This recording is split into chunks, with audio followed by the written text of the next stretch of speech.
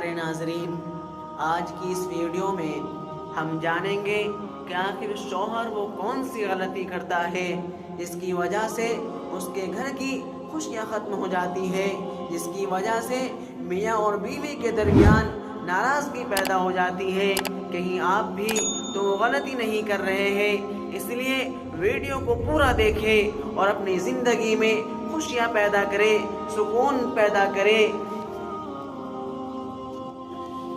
और इन बातों को अपने पल्ले बांध लें। तो चलते हैं अपने मौजू की तरफ। तो सबसे पहले जो ख़तरनाक गलती है वो ये है कि बीवी को नज़रअंदाज करते हैं, बीवी को वक्त नहीं देते। महफिल में बैठेंगे तो और लोगों को तवज्जो देंगे, बीवी की तरफ ध्यान नहीं देंगे। अगर रिश्तेदारों की औरतें आ गई तो उनके साथ बड़ी खुशी से बातें करेंगे, मगर बीवी के साथ बात करने की फुर्सत नहीं। अव्वल तो घर में आते ही देर से हैं, अगर आ भी जाते हैं तो इधर उधर के कामों में मसरूफ़ रहते हैं। याद रखिए, अपनी बीवी को नज़रअंदाज करना बहुत बड़ी गलती है। इसके बारे में कितनी ही हिकायतें और दास्तानें माशरे में देखने और सुनने को मिलती हैं। खाविंद ये समझता है कि अब ये तो मेरी बीवी है, अब इसको तवज्जो देने की या मोहब्बत देने की क्या ज़रूरत है। अगर खाविंद की सोच ऐसी हो गई तो सोचिए कि बीवी को कहाँ सुकून मिलेगा। खाविंद अगर दूसरों के साथ मोहब्बत और प्यार से बातें करता है तो उसकी बीवी तो उनसे भी ज़्यादा प्यार की मुस्तहिक है, उसकी तरफ भी तवज्जो देनी चाहिए और उससे भी मोहब्बत की बातें करनी चाहिए। खाविंद को चाहिए कि अपनी बीवी को भरपूर तवज्जो दे, उसको महसूस करवाए कि मेरे नज़दीक तुम बहुत कुछ हो और मेरे दिल में तुम्हारा बहुत बड़ा मकाम है। इस तरह बीवी को इत्मीनान मिल जाता है।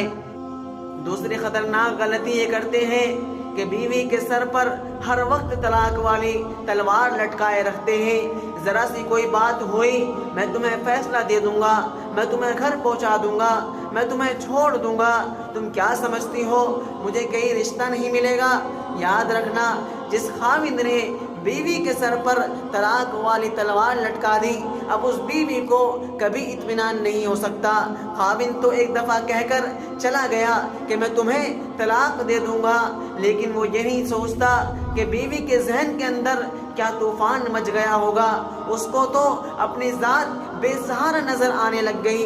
अब वो बैठकर सोचती रहती है कि अगर ये बंदा मुझे छोड़ ही देगा तो मेरा बनेगा क्या। अब लिहाजा अब उसके जहन में शैतान उल्टी सीधी बातें डालेगा कि तुम इस तरह अपने आप को सहारा दे लेना और तुम अपना ताल्लुक किसी और से भी रख लेना।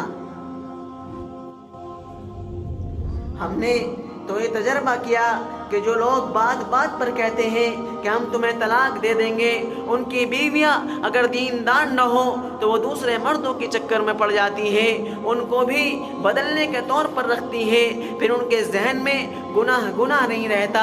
शैतान उनको सिखाता है कि ये खाविंद तो पता नहीं कब तुम्हें छोड़ दे और माँ बाप के घर जाके तो तूने बैठना नहीं, लिहाजा अब किसी और को स्टैंड बाई रखना चाहिए।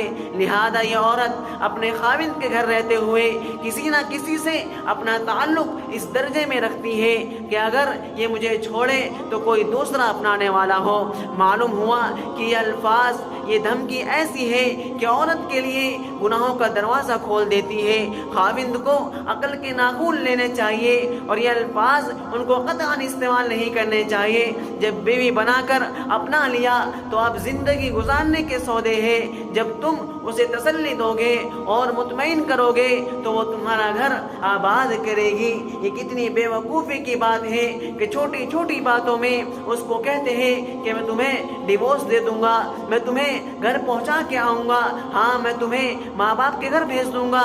इससे ये होता है कि औरत के जहन में अनजाना सा खौफ रहता है, लिहाजा वो खाविंद के साथ कभी वफादार नहीं रहती। खाविंद नहीं समझता कि तलाक का लफ्ज़ औरत के लिए बिजली की तरह होता है, लिहाजा इस लफ्ज़ को कभी इस्तेमाल नहीं करना चाहिए। वैसे भी हदीस पाक में आया है कि जितनी चीज़ों को अल्लाह ताला ने जायज़ फरमाया उनमें सबसे नापसंदीदा चीज़ तलाक है। शरीयत ने इसको पसंद नहीं किया। हाँ, अगर ज़रूरत और मौके के मुनासिब कभी ज़रूरत पड़ जाती है कि तलाक ही किसी का मसले का हल होता है तो इसलिए शरीयत ने जायज़ तो कह दिया मगर इसको पसंद नहीं किया। लिहाजा खाविंद को चाहिए कि तलाक का लफ्ज़ कभी अपनी ज़बान से ना निकाले। तीसरी खतरनाक गलती यह है कि खाविंद हर वक्त बीवी को कहते रहते हैं कि तुम तो इतनी खूबसूरत नहीं हो, मैं दूसरी शादी कर लूँगा। ये दूसरी शादी की धमकी देने की क्या ज़रूरत होती है? शरीयत ने मर्द को इजाज़त दी है कि वो 4 शादियाँ कर सकता है, लेकिन जब उसकी बीवी मर्द के सब तकाज़े पूरे कर रही हो तो क्या मुसीबत पड़ी है कि बीवी को दूसरी शादी की धमकी दी जाए या सौकन लाने की धमकी दी जाए। खामखा उसकी ज़िंदगी में भी परेशानी पैदा की जाए और अपनी ज़िंदगी में भी परेशानियां पैदा की जाए। याद रखना, 2 बीवियों के दरमियान अदल और इंसाफ करना ये इंसान के ऊपर फ़र्ज होता है और ये इंसाफ करना हर इंसान के बस की बात नहीं होती। इसलिए हदीस पाक में आया है कि जिस बंदे की 2 बीवियां हो और वो उनके दरमियान इंसाफ न करता हो, क़यामत के दिन एक फालिज ज़दा इंसान की तरह अल्लाह ताला के हुज़ूर उसको खड़ा किया जाएगा और फिर उसको शर्मिंदगी होगी कि मैंने अपनी बीवियों में नाइंसाफ़ी की। तो जब इतना इंसाफ हम कर ही नहीं पाते, ये बहुत बड़ा चैलेंज है। दूसरी शादी कोई छोटी सी बात नहीं होती, तो ऐसी धमकी देने की क्या ज़रूरत होती है? तो बहुत बड़ी खतरनाक गलती होती है कि खाविंद अपनी बीवी को दूसरी शादी की धमकी देते हैं, एक को संभाल नहीं सकते और दूसरी की बातें करते हैं। लिहाजा ये बड़ी बेवकूफ़ी होती है, बीवी को कभी दूसरी शादी की धमकी नहीं देनी चाहिए। चौथी गलती, आम तौर पर खाविंद हज़रात ये कर लेते हैं कि अपनी बीवी की किसी गलती पर उसे लोगों के सामने रोक टोक करते हैं, लोगों के सामने उसका मजाक उड़ाते हैं, लोगों के सामने बेइज्जत कर देते हैं और डांट देते हैं। अपने तौर पर तो अच्छे बन जाते हैं, दूसरों को मैसेज मिल जाता है कि देखो घर में बहन के सामने बीवी को डांट पिला दी, माँ के सामने बीवी को डांट दिया, बहन और माँ की नज़र में तो अच्छे बन गए। हाँ, हमारा बेटा तो बहुत कंट्रोल रखता है घर में। बहन कहती है मेरे भाई का तो बहुत कंट्रोल है, यूँ वो अपनी माँ बहन की नज़र में बड़े अच्छे बन गए, मगर हकीकतन अपनी बीवी की नज़र में उन्होंने अपने वक़ार को ज़ीरो बना दिया। इसलिए कि हर एक की अपनी इज़्ज़त नफ्स होती है। जब किसी की इज़्ज़त नफ्स को मजरूह किया जाएगा तो फिर उस इंसान का दिल टूट जाएगा और ये चीज़ गुनाह में शामिल है। अगर एक छोटे बच्चे को लोगों के सामने डांट दिया जाए तो वो रोना शुरू कर देता है, क्योंकि उसकी इज़्ज़त नफ्स मजरूह हो जाती है। तो फिर औरत तो बिलाखिर बड़ी होती है, उसको तो इज़्ज़त नफ्स की ज़्यादा परवाह होती है।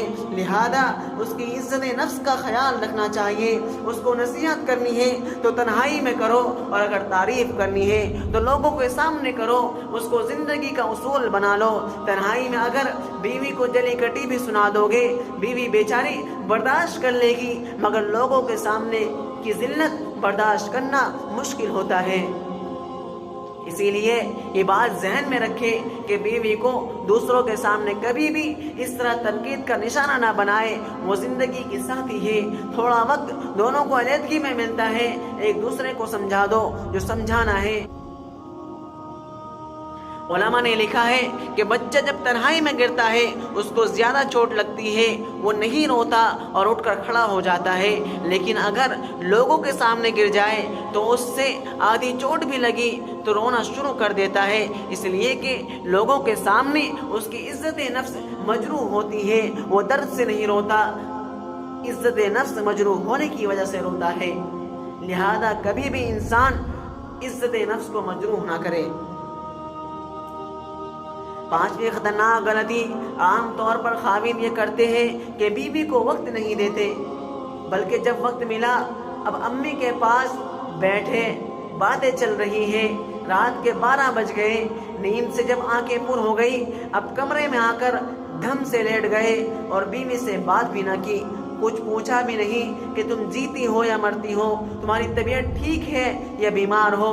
اب اگر خاوند وقت ہی نہیں دے گا تو صاف ظاہر ہے کہ یہ بہت بڑی غلطی ہے۔ اس کا شرعی تقاضا ہے کہ بیوی کو خاوند کا وقت ملے۔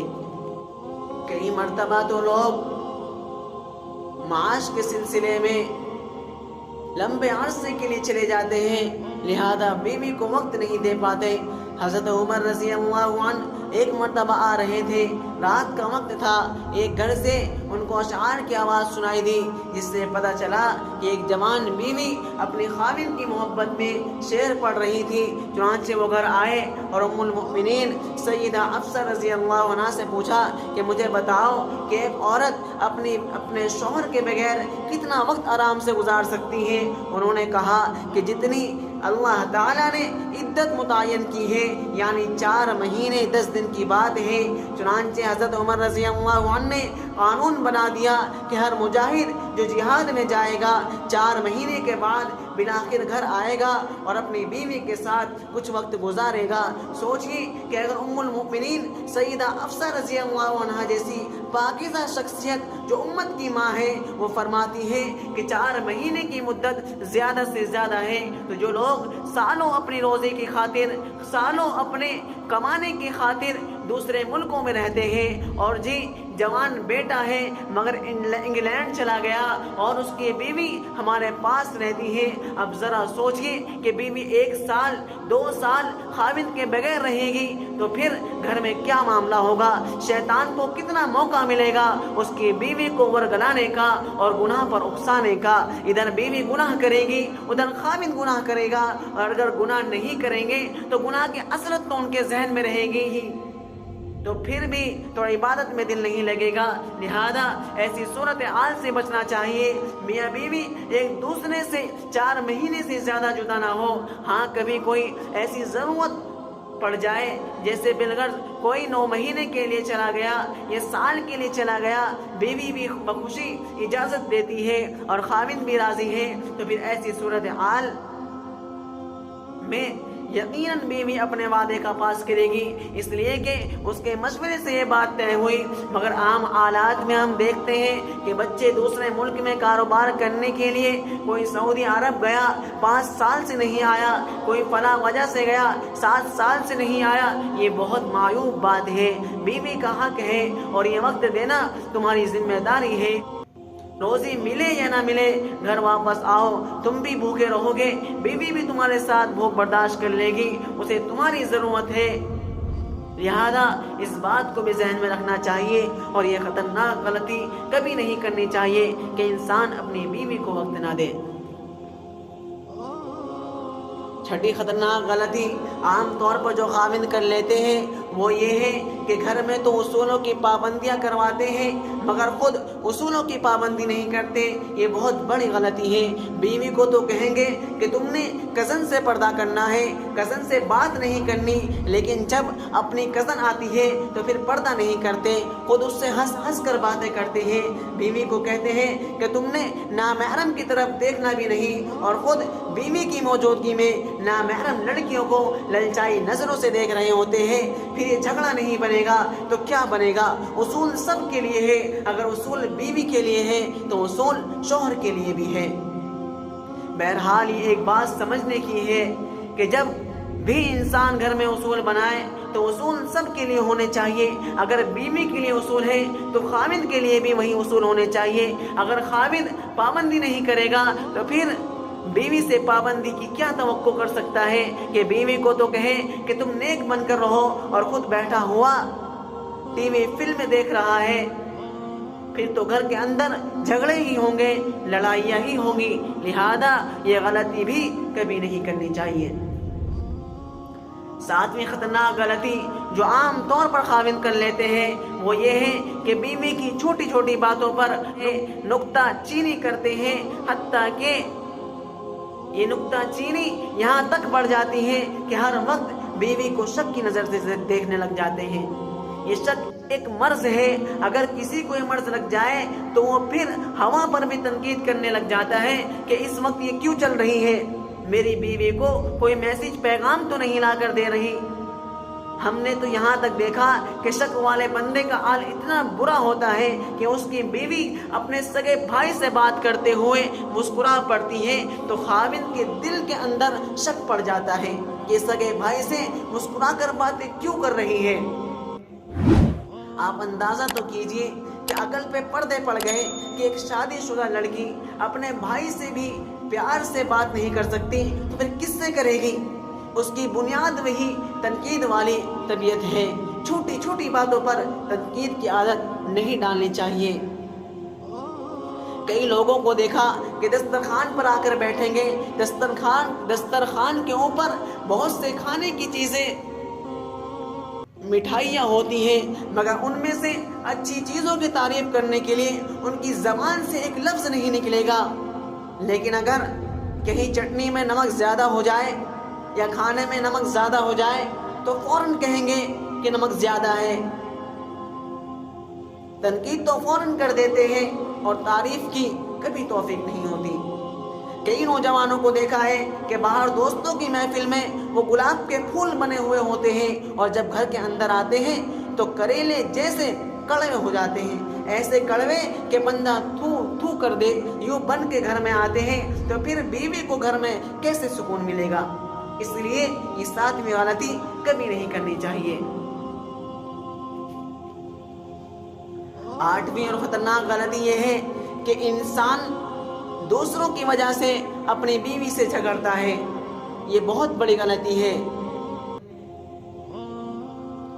شوہر بیوی ایک دوسرے سے کبھی نہیں جھگڑتے. جب بھی جھگڑتے ہیں, جب بھی لڑائیاں ہوتی ہیں, کبھی نہ کبھی تیسرے بندے کی وجہ سے ہوتی ہے.